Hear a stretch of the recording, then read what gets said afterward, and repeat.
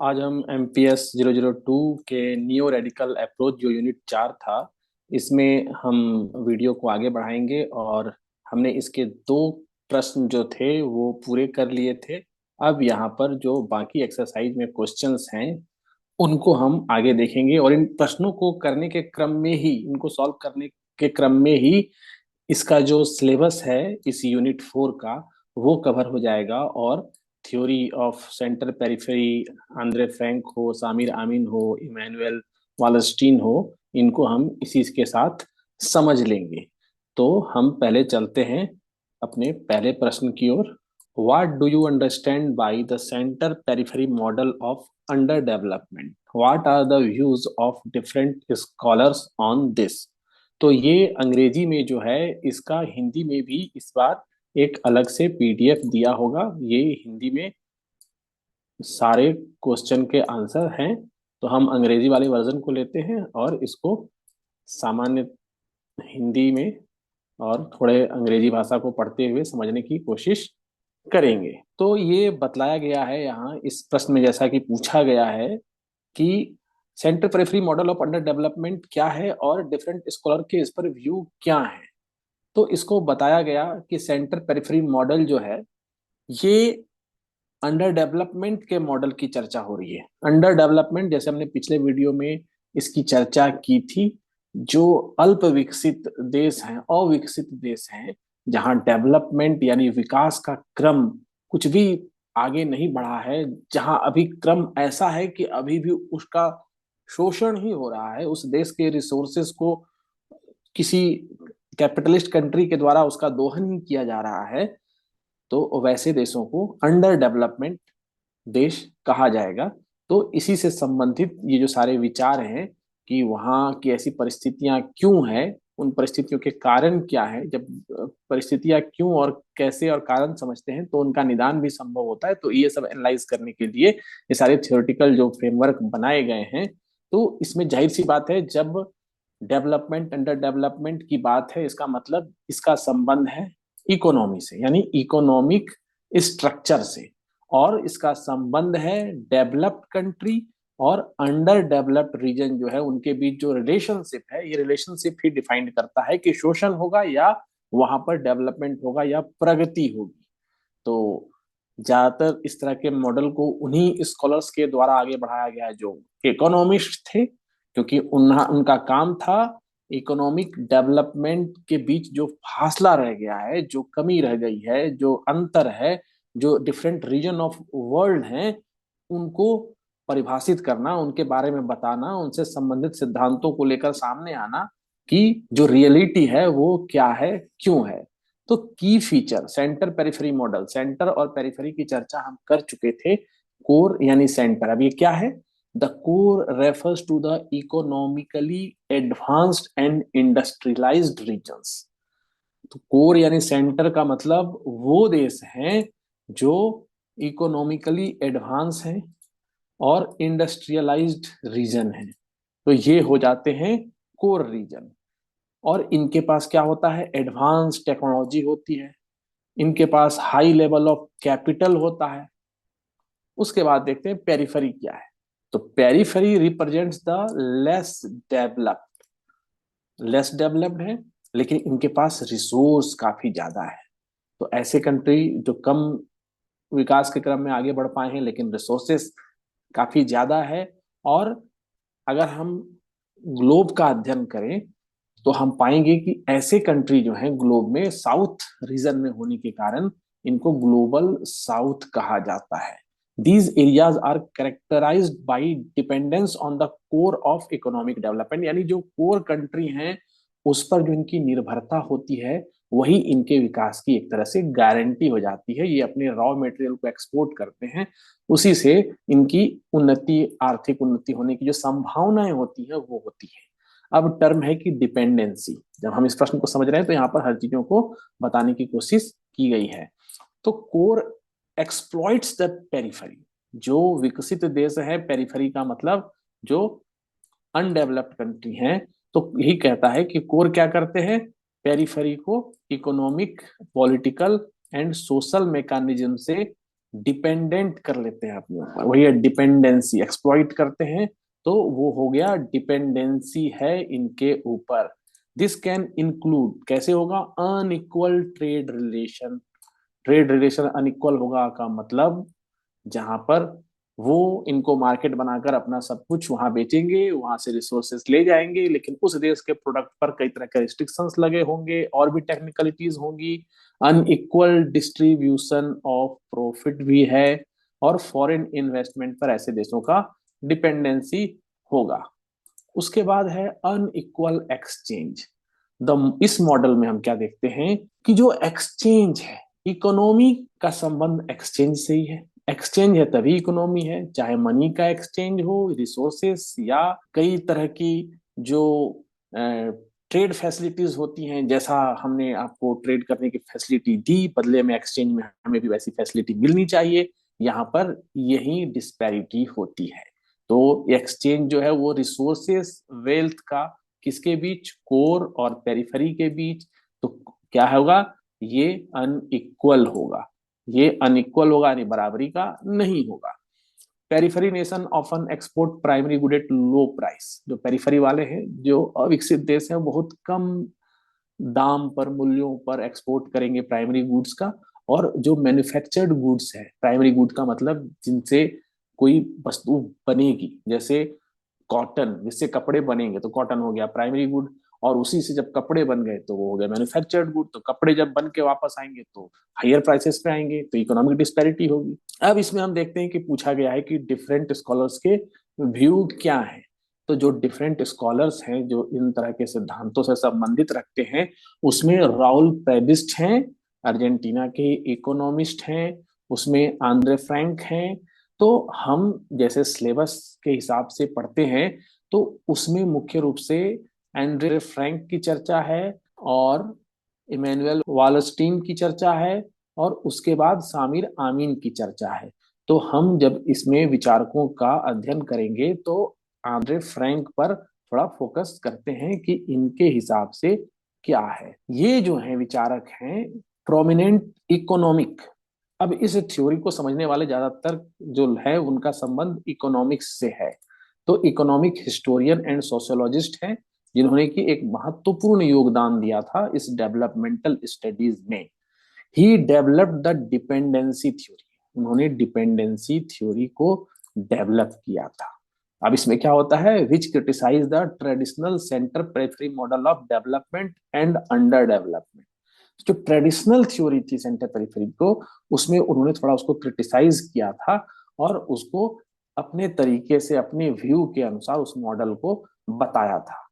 तो सबसे पहले जो बताते हैं, फ्रैंक आर्ग्यूड करते हैं that under development of peripheral countries in not a result of their internal deficiency. मतलब कोई देश अगर अविकसित है तो इसका कारण उसमें आंतरिक कुछ कमियां है, वो नहीं है।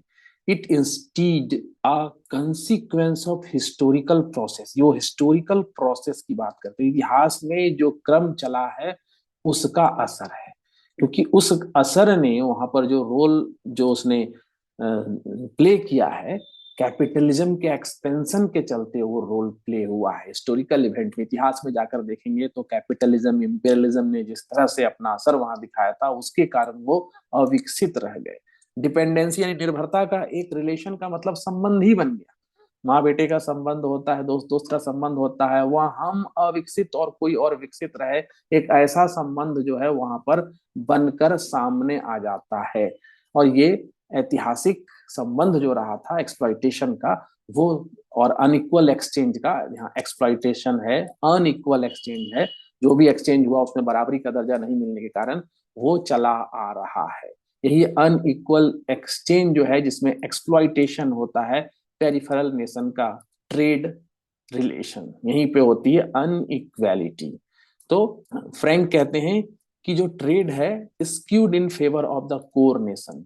स्क्यूड का मतलब ऐसे ट्रेड रिलेशन बनाए जाते हैं जो हमेशा विकसित देशों के फायदे के लिए होते हैं। कैपिटलिस्ट एक्सप्लॉइटेशन, फ्रैंक बिलीव करते हैं कि कैपिटलिज्म वो ही कारण है अंडर डेवलपमेंट का। पेरिफेरी में, पेरिफेरी का मतलब वो देश जो अविकसित रह गए हैं, क्योंकि extracting surplus value from them. Surplus value जो है, जो अतिरिक्त लाभ है, वो उनका जो असर है, सरप्लस वैल्यू से जो फायदा होना चाहिए वो उनको नहीं मिल सकता है, और पूरा का पूरा ग्लोबल सिस्टम का स्ट्रक्चर ही ऐसा बना हुआ है कि ऐसा हो जाता है। अब देखते हैं कि वो इसको ब्लॉक में कैसे समझा गया है। जब हम ब्लॉक में जाएंगे तो हमें, जब कोई हम विशेष थ्योरी की बात करते हैं तो ब्लॉक में उसको देख लेकर समझ लेने की बात भी जरूरी होती है। अब हम यहाँ देखते हैं कि Andre Frank on central periphery, तो यहाँ पर ये जो प्रमुख बात बतलाते हैं, क्योंकि इनका मेन वर्क है capitalism and under development in Latin America, तो ये हमको याद रखना है, ये इनकी बुक है। और डेवलप्ड देश हैं जहाँ कैपिटलिज्म है, और वही कैपिटलिज्म फिर पेरिफेरी में आता है उनके थ्रू, और अविकसित देशों में जो कैपिटलिज्म है और विकसित देशों में जो कैपिटलिज्म है, ये दोनों डायनामिकली एक दूसरे से जुड़े हुए हैं। डायनामिकली जुड़ने का मतलब यहाँ पर dynamically related and dynamics produces development at both ends, मतलब एक में जिस तरह की गति होगी दूसरे में भी वैसी ही गति होगी, उससे संबंधित ही गति होगी, यानी एक की गति दूसरे को प्रभावित करेगी। यानी कि एक, अब ये दोनों तरह से हो सकता है, यानी कि अगर कोर में डेवलप, इसी को इन्होंने कहा है कि कोर में क्या होता है, जो विकसित देश हैं वो और विकसित होते चले जाते हैं, तो वहां पर डेवलपमेंट डेवलपमेंट के लिए होता है। और जो पेरिफेरी जिनका शोषण होता है, जो अविकसित देश है, वहां क्या होता है, वहां पर डेवलपमेंट, यहीं पे ये बात उन्होंने बतलाई है, डेवलपमेंट ऑफ अंडर डेवलपमेंट। किस चीज का डेवलपमेंट हो रहा है, पोर्ट का नहीं, सड़क का नहीं, रेल का नहीं, अंडर डेवलपमेंट का ही डेवलपमेंट हो रहा है। कहाँ पर हो रहा है, पेरीफेरी में। पेरीफेरी यानी जो अविकसित देश हैं, तो कोर क्या कर रहा है, कोर की नीतियों के चलते ये जो पेरीफेरी वाले हैं, यहाँ हो रहा है डेवलपमेंट ऑफ डेवलपमेंट, विकास में और विकास हो रहा है। और ये जो डायनेमिक रिलेशन से जुड़े हुए हैं, तो यहाँ से यहाँ प्रभावित हो रहा है, यहाँ की गति यहाँ की गति को प्रभावित कर रही है, यहाँ बढ़ के यहाँ भी बढ़ सकता है, ऐसे भी प्रभावित हो सकता है, और यहाँ बढ़ के यहाँ घट सकता है, ऐसे भी प्रभावित हो रहा है।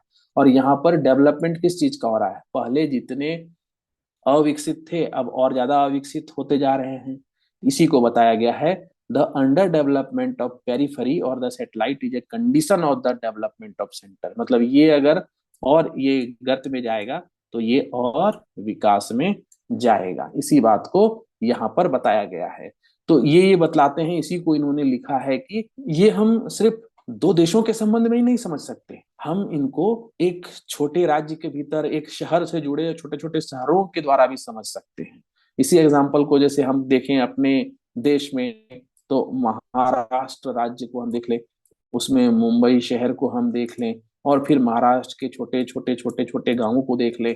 अब किसी भी देश की इकोनॉमी या किसी राज्य की इकोनॉमी, फिर उसका कैपिटल यानी कि उसके राजधानी से जो संबंध होता है, तो राजधानी में क्या होता है, विकास तेज तरीके से बढ़ता चला जाता है, और जो रिमोट प्लेसेस होते हैं वहां पर विकास का क्रम वो नहीं होता है, और वो सिर्फ सर्विस या कर सप्लाई करने का एक जरिया बनता है। उस कर से जो राज्य का जो सबसे विकसित शहर है और विकसित होता चला जाता है, और इसके विकास के क्रम में पीछे पड़ते हुए जो रिमोट एरियाज होते हैं, वहां विकास का क्रम पीछे छूट जाता है। इन्हीं सब बातों को यहाँ पर डिफाइन किया गया है। अब हम चलेंगे फिर से। अब उसके बाद जो दूसरे तीसरे हैं वो हैं हर्नांडो हेनरिक कार्डोसो, एक ब्राजीलियन सोशलिस्ट जो बाद में ब्राजील के प्रेसिडेंट बने, तो उन्होंने डिपेंडेंसी थ्योरी उसने भी कंट्रीब्यूट किया था। सिलेबस के हिसाब से हम मेन फोकस रखेंगे अब नेक्स्ट इमैनुअल वालस्टीन पे। तो Wallerstein developed the world system theory, इन्होंने क्या बनाया, world system theory which builds upon the core periphery model, उसी कोर पेरिफेरी मॉडल पे ही sees the world economy as a complex system, world की इकोनॉमी को एक कॉम्प्लेक्स सिस्टम माना विथ अ कोर। अब यहाँ पर इन्होंने जो खास बात दी वो थी सेमी पेरिफेरी का कंसेप्ट दिया, and periphery each playing a role in the perpetuation of global inequalities, मतलब ये सारा अपना जो रोल प्ले कर रहे हैं वो रोल मुख्य रूप से किस काम का है कि विश्व में अनइक्वालिटीज ही बढ़ रही है। तो इमैनुअल वॉलस्टीन की वर्ल्ड सिस्टम थ्योरी में जो सेमी पेरिफेरी जो है, हमने कोर और पेरिफेरी तो समझ ली, लेकिन जो मुख्य बात इनकी सेमी पेरिफेरी वाली है, ये क्या करती है, refer to an intermediate position. उन्होंने जो एक बीच वाली पोजीशन वाली जो सिस्टम डेवलप की है, तो उसको इंटरमीडिएट पोजीशन कहा गया with in the global economic hierarchy. यानी कि वर्ल्ड सिस्टम को इन्होंने 3 मेन कैटेगरी में बांट दिया, core, semi periphery and periphery. Core nation तो हम समझ ही रहे हैं क्या है, अब सेमी पेरिफेरी को हमें थोड़ा ध्यान से समझना है। तो सेमी पेरिफेरियल नेशन जो है वो इंटरमीडिएट पोजीशन, यानी बीच बीच का पोजीशन, किसके बीच, कोर और पेरिफेरी के बीच वाला जो पोजीशन रखते हैं उसे कहते हैं semi peripheral nation. They are more developed than peripheral nation. यानी ये जो पेरिफेरल नेशन हैं, जो एक तरह से अविकसित देश है, उससे ज्यादा डेवलप्ड हैं, लेकिन पूरी तरह डेवलप्ड नहीं है कोर की तरह, but not as dominant as core nation. तो जो सेमी पेरिफेरल कंट्री हैं में है ग्रोइंग इंडस्ट्रियलाइजेशन, मतलब वहां पर इंडस्ट्रियलाइजेशन ग्रो कर रहा होगा, ए डेवलपिंग मिडिल क्लास होगा, और इकोनॉमिक डाइवर्सिफिकेशन होगा। इकोनॉमिक डाइवर्सिफिकेशन का मतलब वहां पर अलग अलग तरह के इकोनॉमी वाले, जैसे कि काफी इलीट वर्ग होगा, जो काफी कैपिटल वर्ग होगा, कैपिटलिस्ट होंगे, जो उनके पास कैपिटल होगा, जो इन्वेस्ट कर सकते हैं, मिडिल क्लास होगा, और वैसे भी होंगे जो लेबर फोर्सेस भी वहां पर होंगे। Economic diversification. और पेरिफेरी नेशन, जैसा कि यह स्पष्ट है, जहां चीप लेबर और रॉ मटेरियल अवेलेबल है। तो सेमी पेरिफेरी क्या है कि semi periphery play a crucial role in Wallerstein theory because these nations both benefit from the core by exploiting the periphery and experience exploitation from the core। तो जो बीच वाले nation हैं, semi periphery है, इनकी दो स्थितियां होती हैं। एक तो कोर के साथ मिलके ये पेरिफेरी को, यानी जो अविकसित देश हैं उसका शोषण ये भी करते हैं उनके साथ मिलके, और दूसरा इनको, इनका भी शोषण होता है, जैसे कोर से शोषण कर रहे हैं अविकसित देश का पेरिफेरी का, उस तरह से सेमी पेरिफेरी का भी शोषण कर रहे हैं। तो they are often in a transitional state with the potential to either move closer to core or regress toward a more peripheral status depending on various।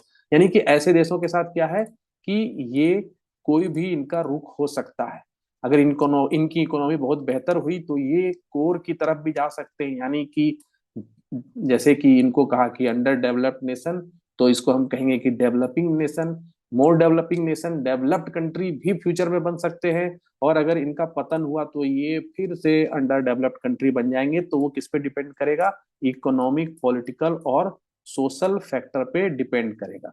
तो कंसेप्ट ऑफ जो सेमी पेरिफेरी है वो क्या करता है, dynamic nature of global economic system को बतलाता है। Global economic system के डायनामिक, गतिशील आर्थिक व्यवस्था को बतलाता है कि एक देश, मतलब इस सिद्धांत को देने का तात्पर्य बताने का था कि एक देश जो है, जो हायरार्की है, वो अपने इकोनॉमिक डेवलपमेंट के चलते, टाइम बेस्ड इकोनॉमिक डेवलपमेंट के चलते, ग्लोबल मार्केट में एंगेजमेंट के चलते उसका विकास या पतन हो सकता है। अब हम इसमें सामिर आमीन के विचारों को जानेंगे। इजिप्ट के थे, Egyptian French Marxist economist and key proponents of dependency theory. Dependency theory देने वाले विचारकों में इनका भी एक प्रमुख महत्व है। इन्होंने अपना significant contribution to the understanding of under development, कैसे अंडरस्टैंडिंग की जाए, इनमें इनका महत्वपूर्ण योगदान था ग्लोबल इकोनॉमिक स्ट्रक्चर को। तो की एस्पेक्ट्स क्या है, सामिर आमीन के व्यू क्या है, उसको देखते हैं। Accumulation on a world scale. तो सामिर आमीन क्या कहते हैं कि process of accumulation on global scale lead to the concentration of economic power in core region. मतलब एक्यूमुलेशन का मतलब धन का संचय, पूरे वैश्विक स्तर पर जो धन का संचय हो रहा है, यही कंसंट्रेशन यानी कि बढ़ा रहा है, आर्थिक शक्ति को बढ़ा रहा है। डेवलप्ड कंट्री जो है, कोर नेशन जो है, उनकी आर्थिक क्षमता में वृद्धि हो रहा है। तो ये पूरे विश्व स्तर पर जो पूंजीवाद की व्यवस्था चल रही है उसमें जो संचय हो रहा है, और ये संचय कैसे हो रहा है, शोषण के द्वारा हो रहा है। यानी कि ये पूरे विश्व को understanding the world as a whole rather than isolating individual nation state. किसी एक देश को परिप्रेक्ष्य में लेकर मत सोचो, पूरे वैश्विक व्यवस्था को एक साथ सोचो। हम अविकसित या विकास को क्यों ना प्राप्त हुए, इससे संबंधित जो सिद्धांत दे रहे हैं, इसमें विषय को समझने के लिए पूरे विश्व को ही एक पूरा यूनिट मानकर हम समझेंगे तो हम बेहतर तरीके से समझ पाएंगे। ये बात करते हैं अनइक्वल डेवलपमेंट की। जो आमिर हैं, आमीन, like other dependency theorist, highlight करते हैं इनहेरेंट इनइक्वालिटी को डेवलपमेंट के प्रोसेस, विकास के क्रम में जो असमानता इनहेरेंट है, मतलब उसके अंदर निहित है, उसको हाईलाइट करते हैं, जो कोर और पेरिफेरी में जो इनइक्वालिटी है। Development of the core nation is often at the expense of the, यानी कि कोर नेशन का डेवलपमेंट, जो विकसित देश हैं उनमें जो और विकास हो रहा है वो इस पूर्व शर्त पर हो रहा है कि जो अविकसित देश हैं, जो पेरिफेरी वाले नेशन हैं, उनका अंडर डेवलपमेंट होगा। अंडर डेवलपमेंट का मतलब डेवलपमेंट के नीचे जाएंगे, यानी और गर्त में जाएंगे। फिर वो कहते हैं स्ट्रक्चरल डिपेंडेंसी की बात करते हैं। I mean focuses on the structural aspects of dependency, मतलब संरचना, कैसे कैसे स्ट्रक्चर ही क्या है, स्ट्रक्चर समझ लो। अगर हम स्ट्रक्चर समझ लेते हैं तो स्वरूप कैसा है या स्वरूप क्यों है, उसी स्ट्रक्चर के चलते है। तो उसी चीज में स्ट्रक्चर की बात की गई है कि इसमें क्या है, बल दिया गया है इकोनॉमिक स्ट्रक्चर क्या है ऑफ पेरिफेरल नेशन, क्योंकि पेरिफेरल नेशन का इकोनॉमिक स्ट्रक्चर समझ लेंगे तो हमको समझने में आसानी होगी। तो वो स्ट्रक्चर हुआ कैसे, किस तरह से वो स्ट्रक्चर बना, shaped by external forces. External forces मतलब क्या, किस तरह के फोर्सेस, कोई ये वैसे वाली फोर्सेस नहीं कि कोई आर्मी, वैसी वाली फोर्सेस नहीं है, ये इकोनॉमिक एक्सटर्नल फोर्सेस, पैसे, क्रेडिट, पूंजी, कर्ज, इस तरह के जो फोर्सेस हैं, जो बाहरी फोर्सेस हैं जिसका संबंध उस देश से नहीं है, उन्होंने वहां के इकोनॉमिक स्ट्रक्चर को क्या स्वरूप दे दिया। जो स्वरूप दे दिया, उस स्वरूप के चलते, उस स्ट्रक्चर के चलते, उसकी इकोनॉमी के चलते उनका मजबूरी हो गई कि वो डेवलपमेंट के लिए अपना डिपेंडेंसी बनाए रखें। तो ये सारे थॉट जो है करीब करीब एक ही चीज को रेखांकित करते हैं, जैसा कि प्रश्न पे है centre periphery model of under development. इसी पर अलग अलग विचारकों ने विचार दिए हैं जो सब करीब करीब एक ही जैसे हैं। तो ये प्रश्न जो है हमारा इतने लंबे वीडियो में ये तैयार हो गया। अब हम दूसरे प्रश्न की तरफ चलते हैं, जो है what made the dependency theory extremely popular in Latin America in the 1970s. Locate the other areas where it has had a deep impact on the policy making by accounting for possible regions. तो dependency निर्भरता के सिद्धांत को बहुत ही popular किया Latin America में 1970 के दशक में। वहाँ बहुत ही प्रसिद्ध पॉपुलर थ्योरी हो गई थी। और उसके बाद अदर एरिया जो है जहाँ पॉसिबल रीजन क्या थे इस तरह की थ्योरी के उदय के, तो इसका प्रश्न देख के उत्तर देखते हैं। The dependency theory gain significance popularity in Latin America during the 1970s for several reasons. अब रीजन्स क्या थे, पोस्ट कॉलोनियल लेगेसी। तो पोस्ट कॉलोनियल लेगेसी का मतलब होता है कि ये जो सारी कंट्री की बात हो रही है, मुख्य तौर पर जो एशिया, अफ्रीका या लैटिन अमेरिका के जो कंट्री इस तरह के मॉडल से जो प्रभावित हुए हैं, जो अविकसित रह गए या जहाँ जो कॉलोनी थे, यूरोप के उन देशों के कॉलोनी थे जहां पूंजीवाद काफी फैला था, जहां से इंडस्ट्रियलाइजेशन की शुरुआत हुई थी। कोई यूके का कॉलोनी था, कोई स्पेन का कॉलोनी था, कोई पुर्तगाल का कॉलोनी था। तो लेगेसी का मतलब होता है इनके इतिहास में रहा था कि ये एक समय कॉलोनी थे। Post colonial legacy, Latin American countries were deeply affected by centuries of colonial exploitation. जब पास्ट में इनका इतिहास रहा था तो सेंचुरीज ऑफ एक्सप्लॉइटेशन भी रहा इनके साथ, जैसे भारत के साथ रहा, 250 साल तक करीब एक्सप्लॉइटेशन होते रहा यहाँ कॉलोनी होने के चलते यूके के। The legacy of colonialism left this nation with economic structure. तो इसके चलते यहाँ का जो इकोनॉमिक स्ट्रक्चर जो छोड़ के गए, उन्होंने जो शासन किया, चूसा शोषण किया, तो जो आर्थिक व्यवस्था और स्ट्रक्चर छोड़ के गया, that were often geared toward the extraction of raw material and the export of मतलब वहां पर तो कोई कल कारखाने विकसित हो नहीं पाए, उनके पास कच्चा माल था, वो उस समय कच्चा माल ले जाते थे और अपने देश में सामान बनाते थे। तो वहां पर वही व्यवस्था रह गई, एक्सट्रैक्शन ऑफ रॉ मटेरियल, मतलब उनके पास उनके जाने के बाद भी उन विकसित देशों के जिन्होंने उनको अपनी कॉलोनी बनाया था, उनके चले जाने के बाद भी, स्वतंत्र होने के बाद भी, वो अपने रॉ मटेरियल का ही एक्सट्रैक्शन करके उसको बेच कर, उसको एक्सपोर्ट करके अपनी इकोनॉमी को चलाने के लिए मजबूर थे। किसको बेचते थे भाई? कॉलोनियल जो पावर्स थे उन्हीं को। तो कच्चा माल भेजना और उससे पैसा कमाना, इस तरह की एक डिपेंडेंसी, निर्भरता जो है वो बन गई थी। ये ऐतिहासिक जो परिप्रेक्ष्य है, इसका जो महत्व है, इसकी चर्चा की गई। Economic inequality, the 1970s witnessed a growing awareness of economic inequality. अब उस दशक में क्यों पॉपुलर, ये पूछा जा रहा है।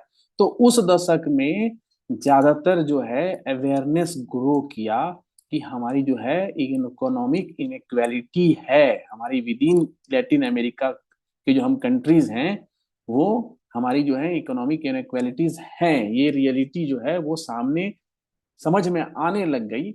तो यहाँ पर डिपेंडेंसी थ्योरी जो है वो रेजोनेट करती है। ये क्योंकि थ्योरी क्या होता है, थ्योरी से किसी वस्तु विषय को समझने का एक प्रयत्न होता है, ये क्यों है, कैसे है, या अगर समझेंगे तो फिर वो प्रयास सामने आता है कि इससे हम निवृत्ति या निजात कैसे प्राप्त कर सकते हैं, समस्या क्या है, ये समझने के लिए थ्योरी आती है। तो उस समय जो इनइक्वालिटीज है इस रीजन में, इसको समझने के लिए थ्योरी से फ्रेमवर्क मिलता है कि ग्लोबल इकोनॉमिक सिस्टम काम कैसे करता है। तो ग्लोबल इकोनॉमिक सिस्टम का क्या कंट्रीब्यूशन है कि कोर कंट्री जो है वहां कंसंट्रेशन ऑफ वेल्थ पावर होता जा रहा है, और ये हो रहा है पेरिफेरी के एक्सपेंस पर, मतलब पेरिफेरी जाए भाड़ में, जो अविकसित देश हैं उनकी व्यवस्था, उनकी इकोनॉमी के एक्सपेंस पर, उनकी कीमत पर ही वो विकसित हो रहे हैं। ये रीजन था उस समय का। इम्पोर्ट सब्सटीट्यूशन इंडस्ट्रियलाइजेशन चैलेंजेस, उस समय के Latin America countries had adopted, उस समय जो इन्होंने अडॉप्ट किया इम्पोर्ट सब्सटीट्यूशन इंडस्ट्रियलाइजेशन स्ट्रेटजीज, इन्होंने अपनी पॉलिसी बनाई कि डिपेंडेंसी हम कम करेंगे इस पॉलिसी के द्वारा, विदेशी सामानों पर निर्भरता। इससे क्या होगा कि जब विदेशी सामानों पर निर्भरता कम होगी तो डोमेस्टिक इंडस्ट्रीज को प्रमोशन मिलेगा।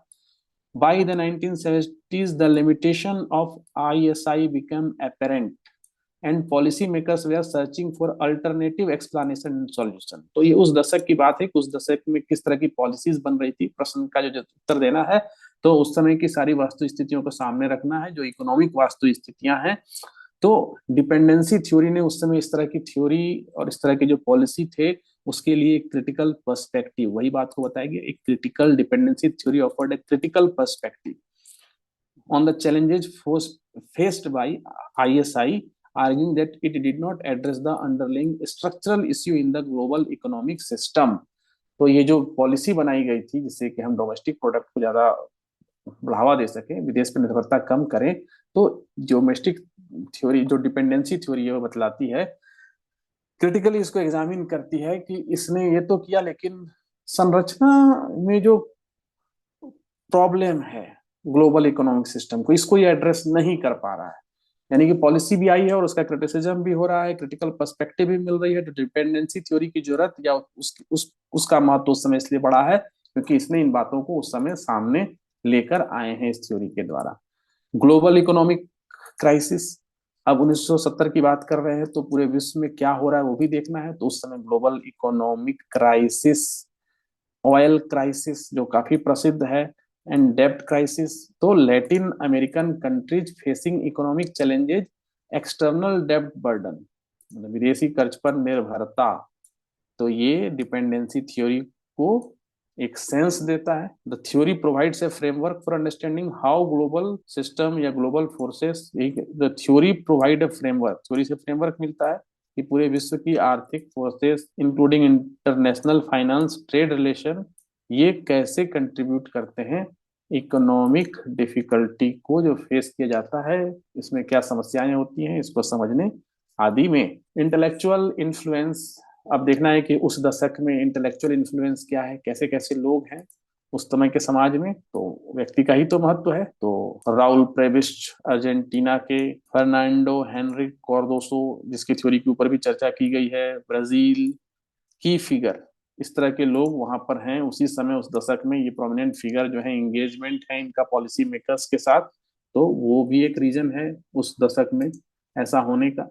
Political movement 1970, a period of political upheaval in many Latin American countries. Social movement and political leaders sought alternative economic model.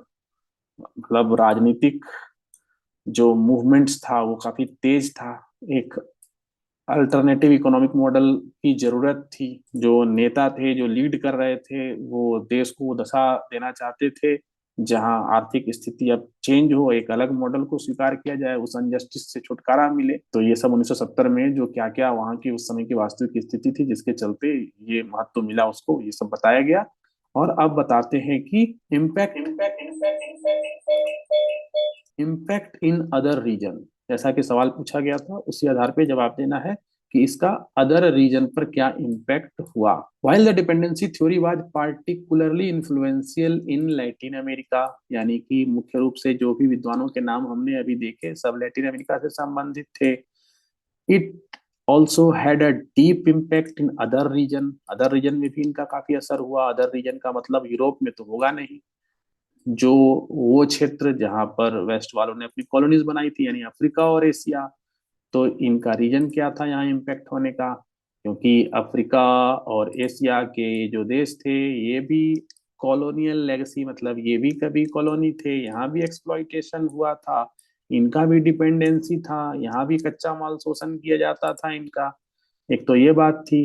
दूसरा, global economic global economic inequalities, तो ये थ्योरी इसी बात पर बल देती है। तो यहाँ भी तो पूरी इनइक्वालिटीज थी, यहाँ भी तो खाली वैसा ही हुआ था। इकोनॉमिक जो इनके साथ परिदृश्य था वो करीब करीब वही था, जो डिस्पैरिटीज थी वो वही थी। Critique of modernisation theory, dependency theory emerged as a counter narrative to modernisation.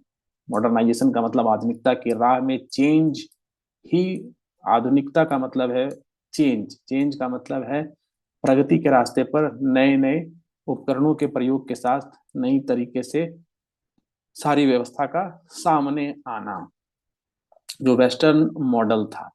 तो इस मॉडर्नाइजेशन के चलते भी देशों की हालत खराब थी, क्योंकि वो मॉडर्नाइजेशन के साथ अपने आप को उस लेवल पर ला नहीं पा रहे थे, और डिपेंडेंसी बढ़ती चली जा रही थी, क्योंकि मॉडर्नाइजेशन करने के लिए जिस तरह से फंड चाहिए था, और जो ट्रेडिशनल उद्योग धंधे थे वो सब नष्ट हो जाने थे मॉडर्नाइजेशन के चलते। तो उसके क्रिटिक भी किया गया। पॉलिटिकल मूवमेंट्स, उस उन सभी रीजन में भी पॉलिटिकल मूवमेंट जो थे अफ्रीका में, एशिया में, वो सब इकोनॉमिक सॉवरेनिटी, सेल्फ डिटर्मिनेशन के लिए बातें कर रहे थे कि हम आर्थिक रूप से संप्रभु हों और हम अपना निर्णय खुद लें, हमारी डिपेंडेंसी नहीं हो। तो ये सारा हम देखते हैं कि इनका भी उन रीजनों पर जो असर था। फिर क्वेश्चन है कि bring out the key arguments of the dependency approach. Dependency approach की आर्गुमेंट्स क्या हैं वो बताइए। अब इसके बाद जो प्रश्न हम देखेंगे ना, इसमें करीब करीब वही बातें करनी है जो अभी तक हम सीख चुके हैं, बस उन्हीं को सीक्वेंस में करना है। तो हम थोड़ा तेजी के साथ देखते हैं कि डिपेंडेंसी थ्योरी के की आर्गुमेंट्स क्या है, उन्हीं को बताना है। डिपेंडेंसी थ्योरी का जो मुख्य उदय का काल है ये बताया गया, और सेंट्रल पॉइंट्स को यहाँ डिस्कस किया गया। सेंट्रल पॉइंट वही है, हिस्टोरिकल एक्सप्लॉइटेशन है, कॉलोनियल लेगेसी है। इसके अंदर हमने बताया कि कैसे unequal exchange and term of trade है, यहाँ पर अनइक्वल एक्सचेंज और टर्म्स ऑफ ट्रेड की बात की गई। Global capitalism and core periphery relation, हम सब इन सब बातों को देख चुके हैं, समझ चुके हैं, बस उसी को पॉइंट्स में ढालकर स्ट्रक्चरल डिपेंडेंसी को बताया गया इस पॉइंट में। Limited role of domestic factors, इसको भी हम चर्चा कर चुके हैं। Dependency theory downplay the role of internal factors, Andre Gunder Frank में हम ये देखे। Imperialism and capitalism expansion, dependency बढ़ती है, इंपीरियलिज्म और कैपिटलिज्म का एक्सपेंशन होता है। तो ड्यूअलिस्टिक डेवलपमेंट एंड मार्जिनलाइजेशन, तो ड्यूअलिस्टिक डेवलपमेंट एंड मार्जिनलाइजेशन का मतलब dependency theory highlight the existence of dualistic economic structure in under developed nation. Dualistic का मतलब हो गया यहाँ पर हम देखेंगे कि मॉडर्न इंडस्ट्रियलाइज्ड सेक्टर जो हैं वो एक तरफ तो हो गया मॉडर्न इंडस्ट्रियलाइज्ड, और एक तरफ पर हो गया ट्रेडिशनल हो गया। तो को एग्जिस्ट, तो यही बात यहाँ पर की गई। को एग्जिस्ट करने का मतलब एक साथ क्या दोनों रहेंगे, मतलब आधुनिक किसी एक विशेष प्रोडक्ट को बनाने वाली आधुनिक कंपनी भी और ट्रेडिशनल कंपनी भी, दोनों साथ साथ, यानी कपड़ा बनाने की आधुनिक फैक्ट्रियां भी और कपड़ा के लिए वो खादी वाला कपड़ा भी, तो दोनों। तो ये जो है इस ड्यूअलिज्म की बात की गई और इसके आधार पर समझा गया इसको, इसी की चर्चा है यहाँ पर कि दोनों कैपिटलिस्ट सिस्टम में कैसे वो एग्जिस्ट करेंगे। Delinking as a strategy for under developed nation to break free from exploitative relationship. Delink हो जाओ मतलब हट जाओ, दूर हट जाओ, जो एक्सप्लॉइटेशन का रिलेशन है उससे ही दूर निकल जाओ। Cyclical nature of under development का एक साइकिल जब शुरू होता है तो फिर उसको विशियस साइकिल कहते हैं। अब यहाँ पर फिर प्रश्न है, why do you think has the revolutionary appeal of the dependency framework decline in the more recent times. मतलब मोर रिसेंट टाइम्स, अभी की परिस्थितियों में, अभी के हाल के क्रम में जो डिपेंडेंसी फ्रेमवर्क है, इसका जो रिवॉल्यूशनरी अपील है, जो क्रांतिकारी एक उसका जो अपील है जो सामने आता है, वो अब क्यों कम हो रहा है। The revolutionary appeal of the dependency framework has declined in more recent times for various reason. वो वेरियस रीजन की चर्चा की गई, 10 पॉइंट्स बताए गए हैं। अब ये बताते हैं कि ग्लोबल इकोनॉमिक चेंजेस, मतलब विश्व की आर्थिक व्यवस्था में बहुत महत्वपूर्ण परिवर्तन हुए हैं, क्योंकि new economic power, global value chain.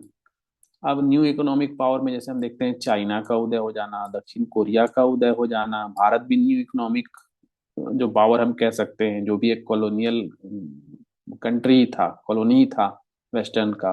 Global value chain, these changes have lead to a more complex interconnected system. अब ये कोर पेरिफेरी वाला मॉडल जो है काम नहीं करता है, आपके सिस्टम में बहुत कुछ परिवर्तन हो चुका है। डाइवर्सिफिकेशन ऑफ डेवलपिंग इकोनॉमीज, कुछ डेवलपिंग कंट्रीज हैं, उन्होंने इकोनॉमिक ग्रोथ के साथ diversification, change of the idea of A static periphery. Static periphery का मतलब यहाँ देखिए, चाइना, इंडिया, ब्राजील की बात की गई है, ये मेजर प्लेयर बन गए हैं इकोनॉमी में। तो डाइवर्सिफिकेशन होने के चलते पहले सभी जो विकसित देश थे वो करीब करीब एक ही जैसे पोर्टफोलियो के थे, अब उसमें डाइवर्सिफिकेशन है। डेवलपिंग इकोनॉमीज की डाइवर्सिफिकेशन है, मतलब विभिन्नताएं हैं, अलग अलग विभिन्नताओं के साथ बहुत सारे देश अब राजनीतिक शक्ति के साथ आर्थिक शक्ति भी बनकर उभरे हैं। Critics of oversimplification, critics argue that the dependency framework, अब dependency framework oversimplify the complexities of development. तो डिपेंडेंसी थ्योरी में क्या है कि एक मोटा मोटी नजरिए से देखा जाता है। 1970, 60, 50 के दशक में तो वो मोटा मोटी नजरिया कार्य करता था, लेकिन आज का जो वैश्विक आर्थिक जो संरचना है, जो संबंध है, वो बहुत कॉम्प्लेक्स हो गया है। इसको एक बहुत ही सामान्य दृष्टिकोण से समझना जो है वो आसान नहीं है, क्योंकि अब देश के अंदर की इंटरनल फैक्टर पॉलिसीज, ये सब कुछ डेवलपमेंट को प्रभावित करने लगे हैं। तो एक ब्रॉडर, इसलिए कहते हैं कंसिडर ब्रॉडर फैक्टर्स को समझने की जरूरत है। Policy failure in some dependency adopting countries, in cases where countries explicitly adopted policies influenced by dependency theory, not all experience success। यानी कि जो लैटिन अमेरिका कंट्री थे जिन्होंने अपनी पॉलिसी डिपेंडेंसी थ्योरी के आधार पर अपनी पॉलिसी बनाई थी, जो हमने आईएसआई वाली थ्योरी से रिलेटेड पिछले क्वेश्चन में देखा था, वहां पर उस तरह से सफलता मिली नहीं। वहां पर काफी चैलेंजेज आए और स्टेगनेशन का मतलब आर्थिक व्यवस्था में रुकावट सी आ गई। तो इससे उन लोगों का इसके प्रति जो झुकाव था वो बहुत कम हुआ। उनको समझ में आया कि डिसइल्यूजनमेंट का मतलब भ्रम टूट जाना। ग्लोबलाइजेशन एंड इंफॉर्मेशन टेक्नोलॉजी, ये एक बड़ी चीज आ गई बदली व्यवस्था में। इंफॉर्मेशन टेक्नोलॉजी, रैपिड एडवांसमेंट हुआ टेक्नोलॉजी का, ग्लोबलाइजेशन भी काफी तेजी से बढ़ा 90 के दशक में। इन्होंने इंफॉर्मेशन में जो तेजी से एक एक्सेस मिल गया, तेजी से इंफॉर्मेशन प्राप्त होने लग गए।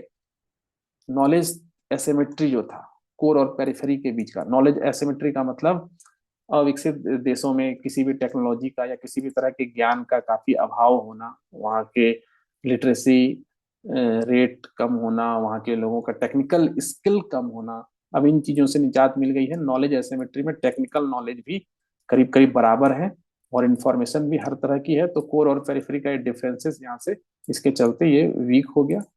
नियो लिबरल इकोनॉमिक पॉलिसीज, तो नियो लिबरल इकोनॉमिक पॉलिसीज जो है वो जैसे ही सामने आए late 20th and early 21st century, इसमें क्या है कि फ्री मार्केट को बढ़ावा मिला, और जब फ्री मार्केट को बढ़ावा मिला तो स्टेट, अब 1995 में डब्ल्यूटीओ का भी निर्माण हो गया। डब्ल्यूटीओ बनने के बाद डब्ल्यूटीओ की संरचना, उस आर्थिक व्यवस्था से ज्यादातर देश जुड़ गए। राज्यों का जो इंटरवेंशन होता था वो कम हो गया, हर देश जो है वो डब्ल्यूटीओ के अंतर्गत कई तरह की बाध्यताओं से घिरा हुआ है, तो जो डोमिनेंस चलता था वो कम हो गया है। मार्केट ओरिएंटेड सॉल्यूशन पूरा वर्ल्ड हो गया है, तो इसका असर पड़ा।